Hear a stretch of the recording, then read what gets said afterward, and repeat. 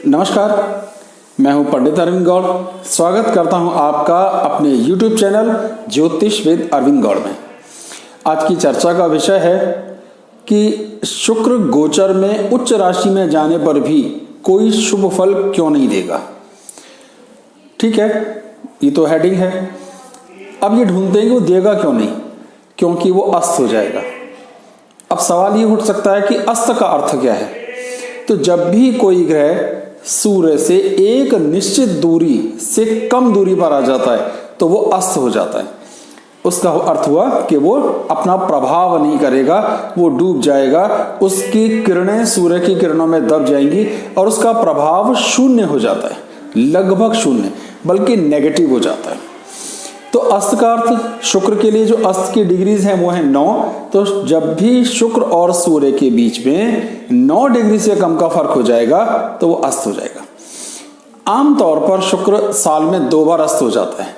सूर्य अपनी राशि को पार करने के लिए 30 दिन लगाते हैं, शुक्र 25 दिन लगाते हैं, इसलिए साल में 2 बार उनकी मुलाकात जरूर हो जाती है और उस सूरत में वो अस्त हो जाता है, क्योंकि इनकी गति बराबर सी है। शुक्र एक राशि में 25 दिन, वो 30 दिन। तो कभी कभी ऐसा होता है ये कई दिनों तक, कुछ महीनों तक लगातार एक साथ चलते रहते हैं एक ही राशि में, क्योंकि ये भी अपनी राशि बदलता रहता है और सूर्य भी राशि बदलते रहते हैं, इसलिए लगातार अस्त बना रहता है। तो आमतौर पर 65 से 75 दिन तक भी लगातार अस्त रह सकता है।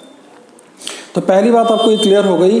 अस्त का अर्थ है कि जब भी कोई ग्रह सूर्य के बहुत नजदीक आ जाता है, जो हर ग्रह के लिए अपनी फिक्स डिग्रियां हैं, तो वो ग्रह अस्त हो जाता है। और अस्त का अर्थ है कि उसकी अपनी प्रभाव, अपनी आभा, अपनी किरणें, अपनी रश्मियां सूर्य के प्रभाव आभा रश्मियों में छुप जाती हैं, वो अदृश्य हो जाता है, वो दिखना बंद हो जाता है। जब कोई ग्रह दिख नहीं रहा तो ये समझा जाता है कि उसका प्रभाव नगण्य हो जाएगा, वो ना के बराबर प्रभाव करेगा, बल्कि कुछ नेगेटिव इंपैक्ट करेगा, क्योंकि वो उपस्थित नहीं है।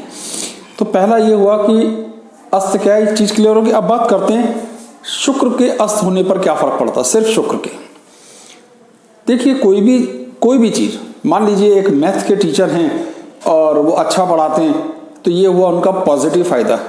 और वो पढ़ाने ही ना आए, समझिए अस्त हो गए, छुट्टी पे चले गए 4 साल के लिए, तो क्या होगा, उन बच्चों का जो मैथ की परफॉर्मेंस है वो खराब होती जाएगी डे बाय डे। और ये हो ही नहीं सकता कि वो बहुत अच्छा मैथ कर ले, क्योंकि टीचर है ही नहीं पढ़ाने वाला।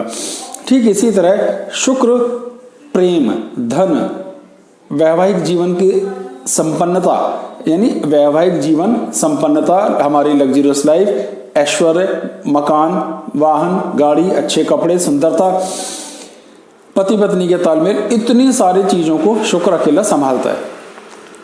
अच्छा होगा तो बहुत अच्छा होगा और खराब होगा तो बिल्कुल गड़बड़ हो जाएगा। ये सब चीजें खराब होने लगती हैं। इसे आम भाषा में क्या बोलते हैं, शुक्र का डूबना, शुक्र का अस्त होना, शुक डूबना, तारा डूबना, ये सारे नाम लोकल भाषा में भी चलते हैं। जब ऐसा होता है तो उस सूरत में विवाह नहीं किया जाता, ये मानकर के विवाह का जो मुख्य आधार है प्रेम, और वही कंट्रोलर है शुक्र, और वही अस्त हो गया, तो फिर इस सूरत में विवाह निषेध कर दिए जाते हैं, शुभ कार्य निषेध हो जाते हैं। तो शुक्र का महत्व देखिए हमारे ऋषियों ने कितना समझा कि उनके अस्त होने पर हम ही नहीं करते। तो अब तक हम 2 बातें समझ चुके, अस्त क्या होता है और शुक्र के अस्त होने का प्रभाव कहाँ आएगा, हमारे वैवाहिक जीवन, धन, संपन्नता, हमारी मुस्कुराहट, हमारे आनंद पर। शुक्र अस्त होगा तो क्या होगा, हम थोड़े चिड़चिड़े हो जाएंगे, थोड़े रूखे हो जाएंगे। इस रूखेपन, चिड़चिड़ेपन का इम्पैक्ट हमारी लाइफ में से एक तरह से चमक और शरारत गायब हो जाएगी। तो होगा क्या कि हम थोड़े से रूखे, थोड़े से तीखे, थोड़े चिड़े से हो जाएंगे, जिससे हमारा धन, हमारा प्रभाव, हमारी वैवाहिक जिंदगी की स्थितियां, ये सभी प्रभावित होती हैं। रूप रंग पर भी फर्क पड़ जाता है। अब बात आती है कि ये इसके डिटेल्स पे जाते हैं। ठीक है, कब होगा, तो 13 फरवरी को शुक्र अस्त होगा और उस वक्त वो मकर राशि में होगा। तो 13 फरवरी से लेके 20 फरवरी तक 8 दिन वो मकर राशि में रहेगा। 21 फरवरी से अगर हम गिनते हैं तो 16 मार्च तक 24 दिन कुंभ राशि में रहेगा। 17 मार्च से 10 अप्रैल 2021 तक पूरे 25 दिन मीन राशि में रहेगा, जहां वो अपनी उच्च राशि में होता है। और फिर 11 अप्रैल से लेकर 18 अप्रैल 8 दिन वो मेष राशि में रहेगा। कुल मिलाकर ये 65 दिन हो जाते हैं जहां वो लगातार अस्त रहेगा। तो बात ये हुई कि 4 बार राशि बदलने के बाद भी उसे अपने अस्त के प्रभाव से मुक्ति नहीं मिलेगी। उपाय अभी बता देता हूं जिससे कि बाद में पूरा वीडियो देखने की जरूरत ना पड़े। शुक्र के लिए हम क्या कर सकते हैं, वैसे तो हर पॉइंट पर भी मैं अलग अलग बता दूंगा, लेकिन हर सफेद चीज और मीठी चीज, चीनी, मिश्री, बताशे, दूध, खीर, बर्फी, रसगुल्ले, ये सब शुक्र को बिलोंग करते हैं। इनका भोग ईश्वर को लगाकर प्रसाद स्वरूप बांटना शुक्र की सामर्थ्य को बढ़ाता है। चांदी का पहना जाना, सोने का पहना जाना, सफेद कपड़ों का, चंदन का इस्तेमाल करना, सेंट का इस्तेमाल करना, सुगंध, ये भी शुक्र को इंप्रूव करता है। इन्हीं चीजों का आप दान भी दे सकते हैं, मंदिर में भी दे सकते हैं, किसी को भी दे सकते हैं। तो इससे यानी अगर आप व्हाइट कपड़े पहनते हैं, सेंट भी लगाते हैं, चांदी या सोने का कुछ आभूषण भी पहनते हैं और चीनी का भी या मिश्री का या बताशे का भगवान को भोग लगाकर प्रसाद भी बांटते हैं, तो आपका शुक्र के लिए आप मैक्सिमम उपाय कर रहे हैं। किसी भी चीज का ये अर्थ बिल्कुल नहीं है कि जब आप कोई उपाय करते हैं तो 100% इम्पैक्ट आएगा ही आएगा, क्योंकि कोई चीज वीक है तो उसको इम्प्रूव किया जा सकता है। ट्यूशन पढ़ने से इम्प्रूवमेंट होता है, टॉप करने की गारंटी कभी भी नहीं होती। इस बात को भी समझना है। कहीं ना कहीं उपाय को लेकर के भी एक भ्रांति है कि अगर हमने उपाय किया तो हमारा कल्याण तय है। ये सच नहीं है। कर्म करे बिना कुछ नहीं होगा। आपके एफर्ट्स, आपकी कुंडली में आपके ग्रहों की सामर्थ्य हर चीज पर निर्भर करती है। तो अगर वो अच्छी होगी तो फल होगा। तो एक एक करके मैं सारी लग्नों पर पढ़ देता हूँ। आप चाहे तो इसे राशि के हिसाब से भी देख सकते हैं। दोनों तरह के नियम है, पर मेरी अपनी समझ ये कहती है कि लगन से ही देखा जाना ज्यादा शुभ है। मेष लगन की बात करते हैं तो देखिए, मेष लगन के लिए शुक्र का ऑन दी होल पोजीशन क्या है। पहले तो शुक्र वहां मार्केश है, दूसरे और 7वें घर का कंट्रोलर है। इस हिसाब से वो कारक नहीं है। जो ग्रह किसी भाव के लिए कारक नहीं है और उसका डूब जाना, उसका कमजोर हो जाना कुछ हद तक अच्छा ही है। इसका फायदा तो नहीं होगा लेकिन बुरा परिणाम भी नहीं मिलेगा। तो अर्थ ये निकलेगा कि मेष लगन वालों को इस शुक्र के अस्त होने का बहुत अधिक कड़वे फल नहीं मिलेंगे, थोड़े बुरे मिलेंगे।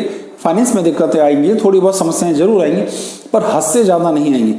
वैवाहिक जिंदगी का तनाव तो इन्हें थोड़ा बहुत रहेगा ही रहेगा, पर क्योंकि वो मार्केश है, क्योंकि वो कारक नहीं है, इसलिए अकारक ग्रह के कमजोर होने का कोई बहुत बड़ा परिणाम नहीं आएगा, थोड़े बहुत जरूर आएंगे। उपाय मैं आपको बता चुका हूं। शुक्र का बीज मंत्र भी आप उपाय में कर सकते हैं, वो मैंने आपको लिख के दे दिया है। वृषभ लगन की बात करते हैं। अब ये वृषभ लगन के लिए बड़ी बुरी स्थिति है, क्योंकि लगन का ही स्वामी शुक्र है और लगन का स्वामी ही अगर कमजोर पड़ जाएगा तो पूरी की पूरी लगन कमजोर हो जाती है। 6ठे घर का भी है, लेकिन रूल ये कहता है कि कोई ग्रह अगर लगन का स्वामी है तो फिर वो 6ठे या 8वें घर का स्वामी भी हो तो भी उसे शुभ ही माना जाता है। तो यहाँ पे कमजोर होने का अर्थ आपकी सेहत, आपके व्यक्तित्व, आपकी इमेज पर भी आएगा। तो वृषभ लगन वालों के लिए टफ है। उनकी स्वास्थ्य को लेकर, धन को लेकर, उनके वैवाहिक जीवन को लेकर, उनकी मार्केट इमेज को लेकर, उनके चरित्र पर भी कोई टीका टिप्पणी देखने में आ सकती है। अगर कुंडली में, आपकी कुंडली में शुक्र के साथ कोई पापी ग्रह भी बैठे हैं तो इस तरह का दुष्परिणाम भी देखने में आ सकता है। आपको सावधानी की जरूरत है, आपको उपाय जरूर करने चाहिए। अगर कुंडली में शुक्र का प्लेसमेंट आपकी में अच्छा है तो आप हीरा भी पहन सकते हैं और उसका एक उपरत्न आता है ओपल, वो भी पहन सकते हैं, पहनना चाहिए आपको। मिथुन लगन की बात करते हैं। मिथुन लगन के लिए जो स्थिति रहने वाली है वो ये कि इनके लिए शुक्र अच्छा है, क्योंकि वो त्रिकोण 5वें घर का स्वामी है। 5वें घर का जो भी स्वामी होता है उसमें शुभता काउंट की जाती है और लगन के साथ वो मित्र भी है। तो इसका नुकसान होगा कि आपकी सोच समझ, आपका सही मौके पे सही फैसला लेने की सामर्थ्य गड़बड़ाएगी। सही मौके पे सही फैसला लेने की सामर्थ्य, अर्थ ये हुआ कि आपसे कुछ ऐसी भूल चूक हो सकती है फैसला लेने की, वो डिसीजन आपके गले पड़ जाएगा, मुसीबत हो जाएगी और होगा ये कि आपके पैसे ब्लॉक हो सकते हैं। तो बहुत सावधानी रखिए। आपके बनते बनते काम थोड़े रुक सकते हैं, आपके पेमेंट्स अटक सकती हैं, किसी से पैसे आने थे वो रुक सकते हैं। घुमा फिराकर सीधा सीधी बात यह है कि मिथुन लगन वालों को भी यहाँ अति सावधानी की आवश्यकता है, क्योंकि जनरल एक और बात ये भी है कि किसी ग्रह के कमजोर होने का फायदा किसी को भी नहीं हो सकता। अगर कोई ग्रह वीक है तो सबको उसका नुकसान है, पर किसी को बहुत ज्यादा, किसी को थोड़ा कम। कर्क लगन की अगर बात करते हैं तो कर्क लगन के लिए ये एक एवरेज सिचुएशन मेंटेन करते हैं। इनकम के भी स्वामी और सुखों के भी स्वामी, तो थोड़ा बहुत माँ के स्वास्थ्य को लेकर दिक्कतें देखने में आएंगी, उस स्वास्थ्य को लेकर भागदौड़ देखने में आएगी, थोड़ी बहुत आमदनी को। इसका इम्पैक्ट इन दो मुद्दों पर तो ज़्यादा आएगा, लेकिन कहीं ना कहीं अपनी सेहत पर भी असर आएगा। तो कर्क के लिए इस अस्त के होने का थोड़ा नुकसान ज़्यादा है, उन्हें अधिक सावधानी की जरूरत है। उपाय हर हालत में करें। तो माताजी का स्वास्थ्य, अपना मन, अपना मकान, अपना वाहन, ये सब मुद्दे प्रभावित होंगे। आपकी आमदनी प्रभावित होगी, वैवाहिक जीवन प्रभावित होगा। इसको संभालने के लिए आपको उपाय करने हैं, जो लिस्ट मैं पहले ही बता चुका हूँ। सिंह लगन की बात करते हैं। दशम भाव का स्वामी है, जो आपके स्टेटस को बिलोंग करता है, आपके कर्म, आपके एफर्ट्स को बिलोंग करता है। ठीक है, यहाँ पर ये एक एवरेज सिचुएशन मेंटेन करता है, जितना कारक उतना अकारक, बात बराबर हो जाती है।